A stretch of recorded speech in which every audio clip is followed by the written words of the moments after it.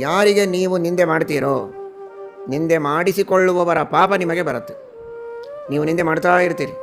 ನನ್ನ ಮನಸ್ಸಿನೊಳಗೆ ಏನು ಅಂದ್ಕೊಂಡಿದ್ದೆ ಎಲ್ಲ ಅಂದು ಮುಗಿಸಿಬಿಟ್ಟೆ, ಚೆನ್ನಾಗಿ ಅವನಿಗೆ ಏಟು ಕೊಟ್ಟೆ ಅಂತ ಸಂತೋಷಪಟ್ಟಿರ್ತೀರಿ. ಇದು ನಿಮ್ಮ ಕಣ್ಣಿಗೆ ಕಾಣೋ ಹಾಗೆ ನಿಮ್ಮ ಮನಸ್ಸಿಗೆ ಅನುಭವಕ್ಕೆ ಬರೋ ತರಹ ನಡೆಯುವಂತಹ ಕೆಲಸ ಇದೆಲ್ಲ. ನೀವು ಅಂದದ್ದು, ಅವನ ಮುಖ ಚಿಕ್ಕದಾಗಿ ಮಾಡಿಕೊಂಡದ್ದು, 4 ಜನ ಅವನನ್ನು ನೋಡಿ ನಕ್ಕದ್ದು, ಅದರಿಂದ ನಿಮಗೆ ಆನಂದ ಆದದ್ದು, ಇದೆಲ್ಲ ಮೇಲ್ಮೈ. ಒಳ ಮೈಯಲ್ಲಿ ಆಗುವುದೇನು ನಮಗೆ ಗೊತ್ತಾಗುವುದಿಲ್ಲ. ಒಳಗಾಗುವುದೇನು ಅಂದರೆ ಅವನು ಮಾಡಿದ ಪಾಪಗಳೆಲ್ಲ ಇವನಿಗೆ ಬರ್ತದೆ, ಇವನು ಮಾಡಿದ ಪುಣ್ಯ ಎಲ್ಲ ಅವನಿಗೆ ಹೋಗ್ತದೆ. ಕಷ್ಟಪಟ್ಟು ಮಾಡಿದ ಅವನ ಮೇಲೆ ಸಿಟ್ಟು ತಾನೇ ನಿನಗೆ ಅನ್ನೋದಕ್ಕೆ ತಾನೇ ಬೈತಾ ಇದ್ದಿ. ಆದರೆ ನೀನು ಮಾಡ್ತಾ ಇರೋದು ದೊಡ್ಡ ಉಪಕಾರ ಅವನಿಗೆ. ನೀನು ಅವನನ್ನು ಏನೋ ತಪ್ಪು ಮಾಡಿದ ಶಿಷ್ಯನಿಗೆ ಮಕ್ಕಳಿಗೆ ಬೈಯೋದು ತಪ್ಪಲ್ಲ, ತಿದ್ದೋದಕ್ಕೆ.